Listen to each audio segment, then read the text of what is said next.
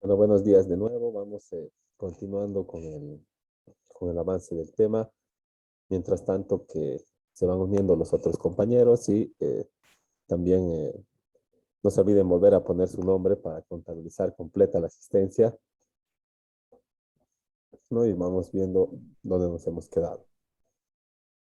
Bueno, justo estábamos acá en cuál es el objeto del derecho tributario, ¿verdad? Y lo que analiza es la relación que se crea en virtud de los tributos, ¿verdad? Entre el Estado como sujeto pasivo, como sujeto activo y el contribuyente como sujeto pasivo, con la obligación de pago y de cumplimiento de las obligaciones materiales, ¿no? Y todas todas las normas que regulan el establecimiento de esta relación jurídico-tributaria, ¿no?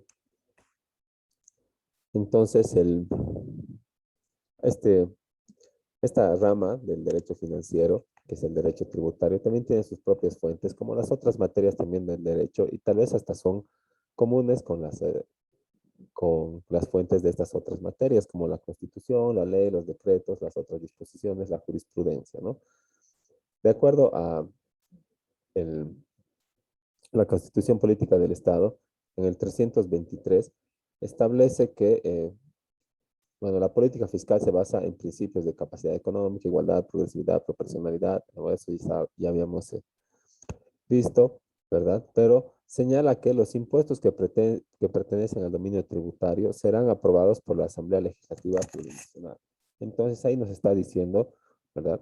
Las leyes sobre impuestos que afecten a todo el país, van a ser creadas por el órgano legislativo nacional, ¿verdad? Más abajo dice que los impuestos que pretendan pertenecer al dominio exclusivo de las autoridades departamentales o municipales serán aprobados o modificados o eliminados por sus consejos o asambleas. Entonces, eso quiere decir por su órgano legislativo. Al nivel departamental es la Asamblea Legislativa Departamental y a nivel municipal es el Consejo Municipal, ¿verdad? Para crear leyes que sean relativas a tributos, ¿no? Entonces, la Constitución Política del Estado otorga la atribución de crear leyes, o sea, de crear derecho tributario, ¿verdad? Por eso es una fuente del derecho tributario, porque el derecho tributario es el conjunto de normas y reglas. ¿Y de dónde salen las normas y reglas? ¿Verdad? Salen del órgano legislativo que tiene la atribución constitucional de crear las leyes. Acabamos de ver una referencia legal constitucional bueno, de cómo será este punto. Otra fuente del derecho tributario es la ley misma. Y bueno, la ley como acto de órgano legislativo con connotaciones tributarias, ¿verdad? Que da origen a las obligaciones eh, y a las instituciones y a los derechos que tienen que ver con las obligaciones relativas a impuestos, contribuciones especiales, patentes, regalías y todas las formas de tributos que están vigentes, ¿no? Entonces la ley es también fuente del derecho tributario, pero además es el derecho tributario mismo, ¿verdad? Porque cuando utilizamos nuestra definición decimos es el conjunto de normas y reglas, y las normas y reglas son las leyes, ¿verdad? Entonces la ley es fuente del derecho, pero del derecho tributario, pero también es el derecho tributario mismo.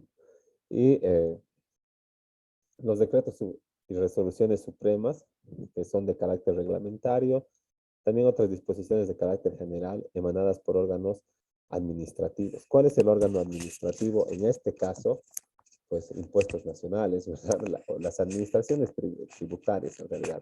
Impuestos nacionales, puede ser Aduana Nacional de Bolivia, o en su caso puede ser la gobernación, ¿verdad? Y también el gobierno autónomo municipal, ¿no? Entonces, estos órganos, eh, perdón, estas administraciones tributarias tienen la facultad por disposición legal del Código Tributario de crear o generar normas, ¿no? Entonces, vamos a revisar lo que dice el artículo 64 al respecto, ¿no? Que señala esto, ¿no? Dice, la administración tributaria conforme a este código y las leyes especiales podrán dictar normas administrativas, dice, de carácter general a los efectos de aplicación de las normas tributarias que no podrán modificar, ampliar o suprimir el alcance del tributo ni sus elementos constitutivos, ¿verdad? Entonces, eh, la, la misma ley, ¿verdad? Le da le da las atribuciones legales a una entidad o a una institución que no es pues legislativa, ¿verdad? Le dice a la administración, crea leyes, ¿verdad? Para reglamentar, pero en realidad las administraciones tributarias no son pues órganos legislativos, ¿verdad? No son órganos legislativos la Asamblea Legislativa Plurinacional, Departamental, los consejos municipales. Pero estos órganos legislativos, mediante una ley, le otorgan la capacidad de crear leyes o de crear normas reglamentarias a otros funcionarios que no tienen nada que ver con el con los órganos legislativos, sino que son administrativos, ¿verdad? Pero bueno, ya en defensa de nuestro código, esto es para facilitar la aplicación de las normas tributarias, ¿no? Porque no podrían estar en cada momento los órganos legislativos sesionando solamente para reglamentar la aplicación de los tributos que en definitiva son pues dinámicos, ¿verdad? Siempre están evolucionando, siempre están presentando nuevos casos y siempre está emanándose nueva reglamentación, ¿no? Entonces, eso por ese motivo, pero es, en los hechos es aquello, ¿verdad? Es como darle es una delegación de funciones, ¿no? El legislativo le da a las administraciones facultades legislativas mediante una ley. Y esas son las famosas RNDs, ¿verdad? Que emanan de la aduana y de impuestos nacionales, ¿no? Resoluciones normativas de directorio se llama. Y hay una que es la más popular, la 3316, que es la que establece las sanciones a los incumplimientos, a los deberes formales de impuestos, ¿verdad? Ahí en el anexo de esa resolución 33/16 están las multas perdón, las sanciones por no facturar, por no exhibir tu NIT, por no inscribirte, ¿no? Entonces, es importante no solo para, no solo para los contribuyentes, bueno, perdón, no solo para los abogados, sino para cualquier contribuyente. Es bueno conocer lo que señala esta resolución normativa, la 3316, que creo que la tengo por aquí y les voy a mostrar.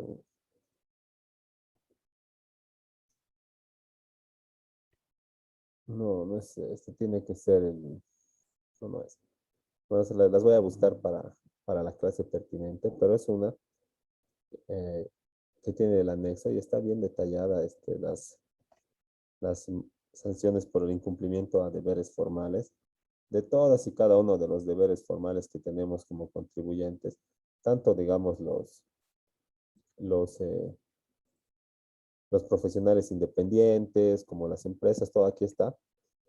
Esta es la resolución normativa de directorio. Es algo que es una norma reglamentaria que en aplicación de este artículo 64 de la ley 2492 ha emitido impuestos nacionales, ¿verdad? Para las contravenciones y multas por incumplimientos a los deberes formales, ¿no? Y acá está, dice, eh, por el registro del contribuyente, ¿verdad? Por la no inscripción o permanencia en el régimen correcto, o sea, porque no te hayas inscrito, porque te hayas inscrito en el que no te corresponde, clausura, ¿verdad? En la anterior resolución normativa del 2007, 2.500 UFBs era la multa, ¿no? Luego, por exhibir, por no exhibir tu NIT que diga emite factura o no emite factura, ¿verdad? El NID azul o el amarillo en un lugar visible en tu domicilio fiscal. Si eres persona natural, te van a cobrar 150 UFBs, o sea, como 300 bolivianos o un poco más. Y si eres persona jurídica, te van a cobrar 300 UFBs. Y así está esa RND reglamentando toda lo que es o lo que son las sanciones que se establece a los incumplimientos a los deberes formales y que vamos a ver a detalle más adelante, ¿no? Y también es fuente del derecho tributario la jurisprudencia, ¿no? Que, como todos saben, la jurisprudencia son las resoluciones de los altos tribunales que de manera uniforme resuelven casos con características análogas, ¿no? Y los más altos tribunales son, pues, en nuestro medio, la Corte Suprema de Justicia, en cualquiera de sus salas especializadas, y el Tribunal Constitucional, ¿no? Entonces, son las clases de resoluciones que establecen líneas jurisprudenciales a las que podemos recurrir para demandar que una autoridad judicial o administrativa actúe de cierta manera, ¿no? Porque eso es también norma, ¿verdad? Las sentencias constitucionales y los autos supremos, ¿no? Eso es jurisprudencia, ¿no? Y en derecho tributario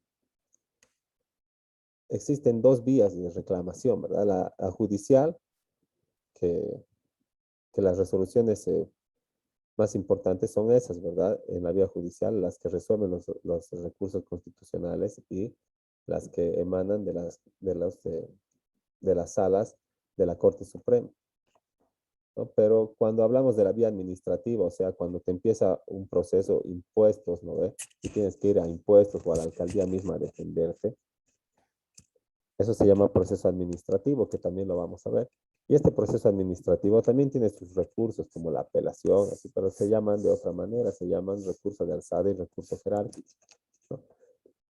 Y cuando se resuelve ese último recurso, ¿verdad? Eso también genera jurisprudencia administrativa, porque es la más alta autoridad la que resuelve estos recursos y se llama Autoridad de Impugnación Tributaria General, Autoridad General de Impugnación Tributaria, ¿no?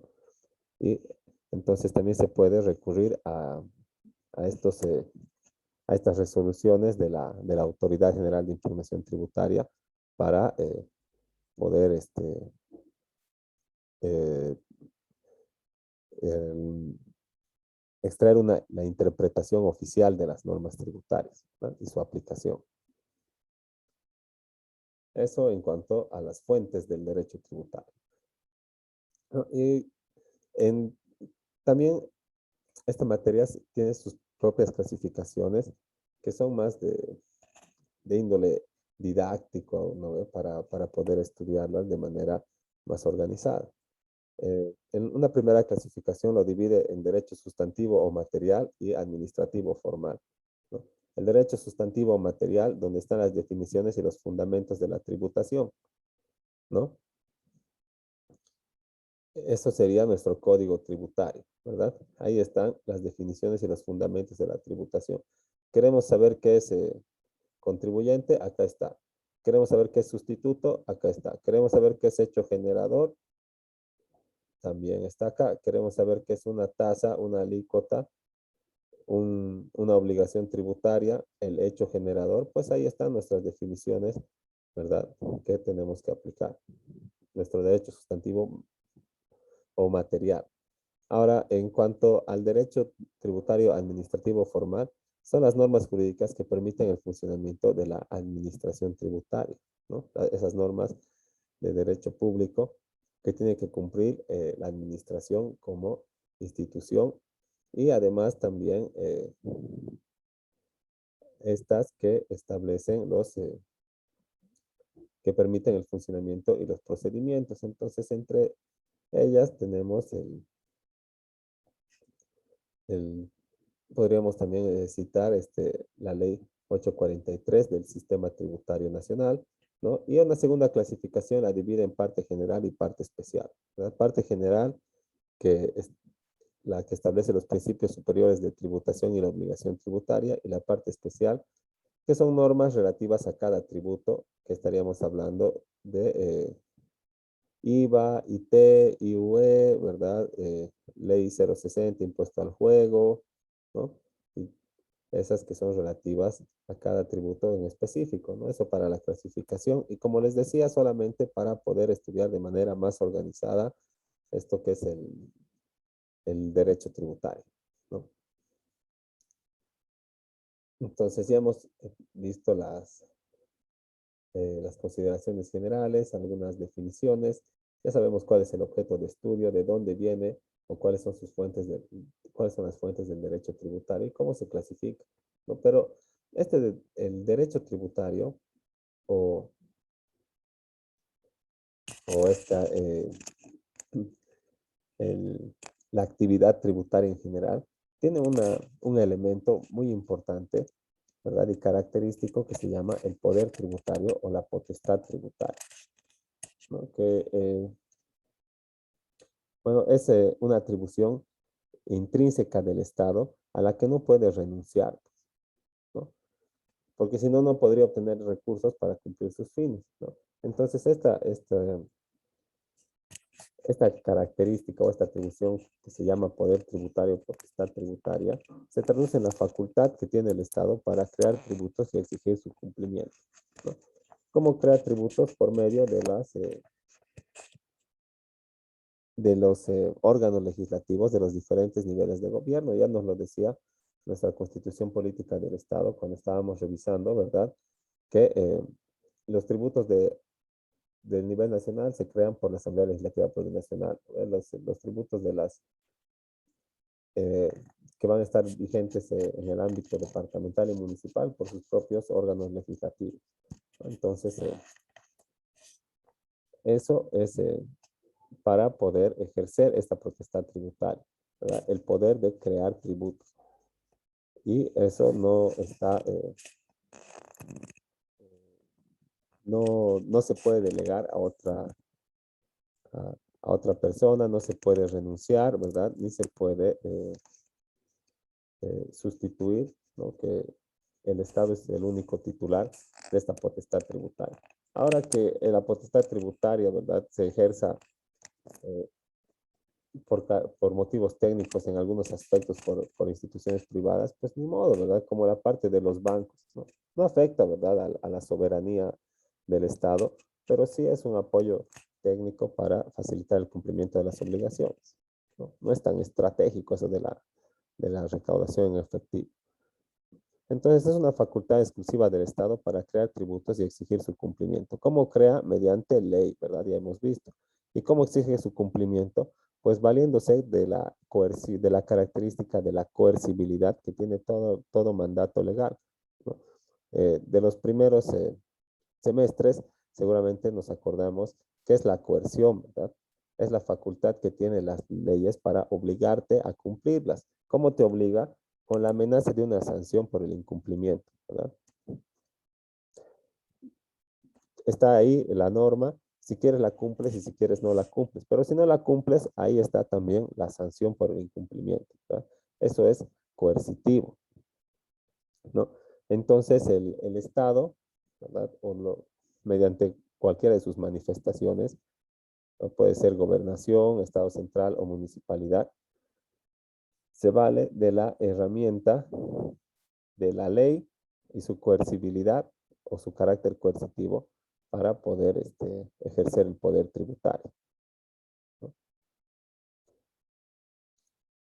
Y también, como ya hemos visto, se le otorga a diferentes niveles de gobierno exclusivamente en la Constitución. Ese artículo ya lo hemos leído, no vale la pena volverlo a revisar. Y no es irrestricta, sino que esta potestad tributaria se encuentra con límites establecidos también en la Constitución, ¿verdad?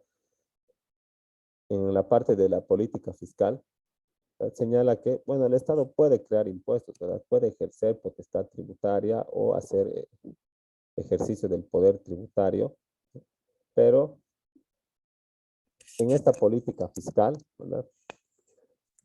Tiene que, eh,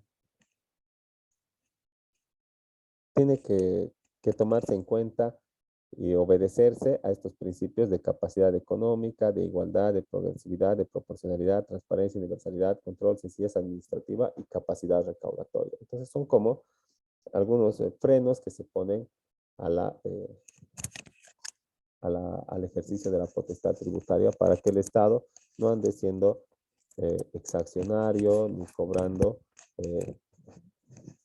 digamos, doble tributación o tomando cualquier acción desconociendo los derechos del contribuyente en desmedro de su patrimonio y de su economía para poder obtener este ingreso público. No se puede realizar de aquella manera, no se puede realizar sin observar los principios que en la misma Constitución Política del Estado se establecen en el artículo 323, ¿no? Ahora, este poder tributario para que se materialice, dice, ¿verdad? Para que exista un verdadero poder tributario, es menester que el mandato del Estado se materialice en el sujeto y se haga efectivo mediante una actividad de la administración, ¿no? ¿Cómo se va a materializar en el sujeto? Cuando el sujeto realiza una actividad que está considerada como hecho generador en la ley, ¿no? O sea, que es algo que hace nacer tu obligación de pagar, ¿no?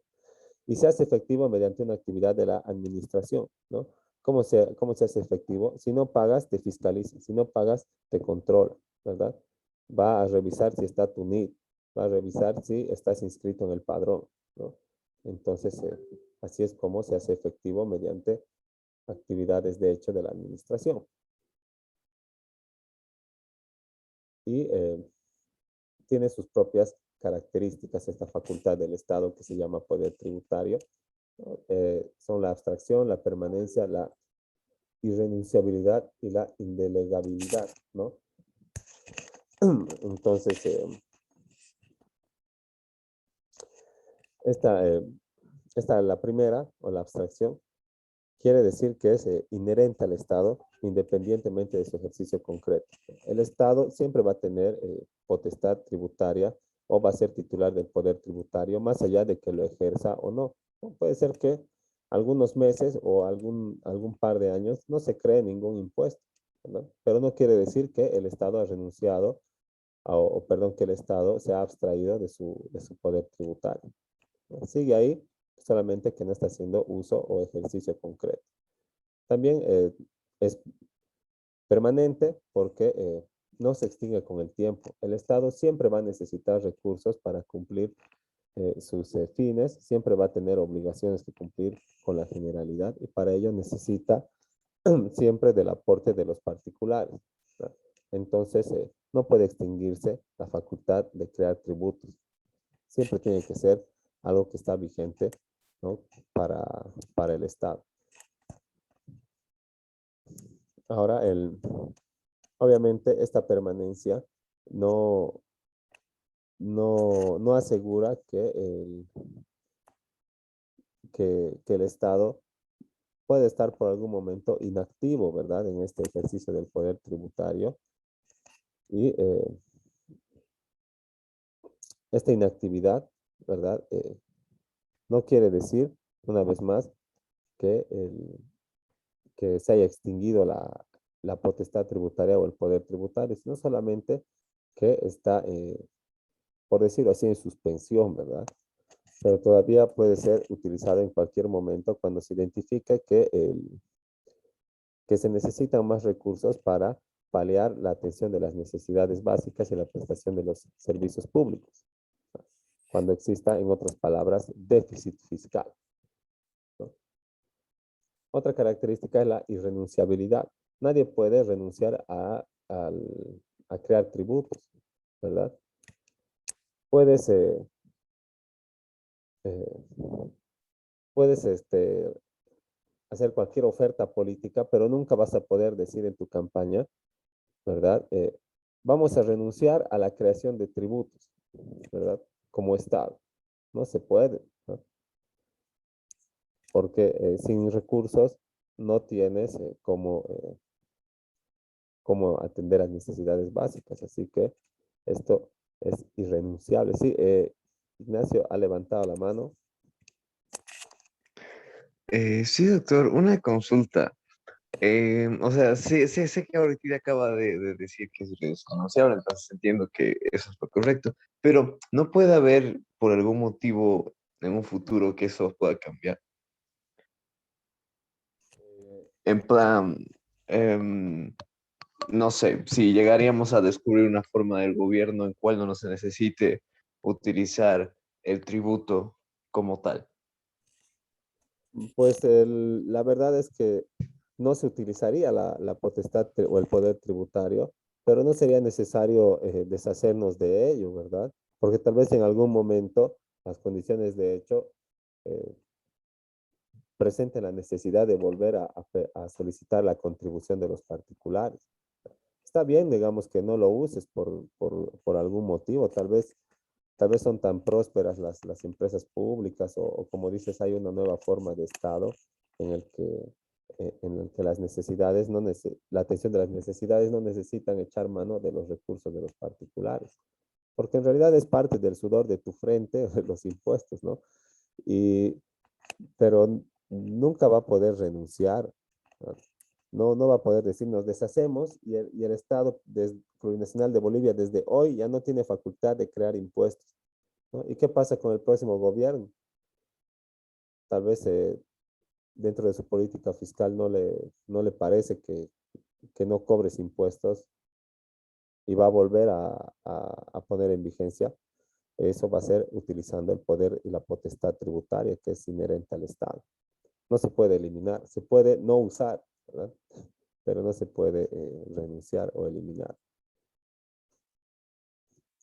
Eso. Oh, gracias, doctor. Y también es indelegable, ¿no? Por último, como vamos a ver acá, inde- y- e indelegable quiere decir que no se puede transferir de manera temporal ni transitoria el ejercicio de la potestad tributaria, ¿no? Entonces el Estado tendría que ejercer por medio de sus instituciones todas las acciones que tengan que ver con, eh, con el ejercicio de este poder tributario, ¿no? Pero en el artículo 21 de nuestro Código Tributario, vamos a ver que el Estado, la ley misma señala que el sujeto activo de las relaciones jurídicas tributarias es el Estado. Dice, con facultades varias: recaudación, control, verificación, valoración, inspección, fiscalización, liquidación, determinación, ejecución, entre otras, ¿no? Y son ejercidas por la Administración Tributaria Nacional Departamental por ley, y estas facultades constituyen actividades inherentes al Estado. ¿Qué quiere decir inherente al Estado? Que solo el Estado puede realizar, ¿no? Si no, no fuera pues inherente, no estaría pegado al Estado. Y más abajito en el otro párrafo dice, las actividades mencionadas en el párrafo anterior, que son inherentes, ¿no? Dice, podrán ser otorgadas en concesión a empresas o sociedades privadas. Entonces, ¿es inherente o no es inherente? ¿No? Pero más allá de eso, como les decía, por causas técnicas, ¿verdad? Y en defensa de nuestro código, hay que decir que cuando se otorgan estas actividades o parte de facultades a empresas y concesiones privadas, son solo aquellas que no representan, eh, digamos, que no representan peligro para el ejercicio mismo de la potestad tributaria, sino son más bien aspectos técnicos. ¿Cuál es el ejercicio de la potestad tributaria? Lo decíamos al principio, ¿verdad? Es crear, modificar o extinguir tributos. Crear, modificar o extinguir, ¿verdad? ¿Qué está haciendo cuando a los bancos les da la facultad de recaudación? No pueden crear los bancos impuestos, no pueden modificar el monto del impuesto que está haciendo a pagar, ni tampoco pueden extinguir el impuesto que tú estás yendo a pagar, ni aunque no te corresponda pagar, ¿verdad? Si estás yendo a pagar, te cobran, listo, ya. No, entonces, y si tienes el código, el formulario, ¿no? Entonces, se está otorgando el ejercicio de facultades técnicas para mejorar el- la recaudación nada más, ¿no? por eso, esa clase de actividades sí pueden ser otorgadas a empresas o sociedades privadas, pero crear, modificar o extinguir tributos es inherente al Estado, solamente el Estado mediante sus órganos legislativos, ¿no? Eso. Y no sé si tienen alguna duda más, antes vamos a quedar ahí. Así que no sé si tienen alguna otra duda, comentario, sugerencia acerca de lo que se ha expuesto hasta aquí, ¿no?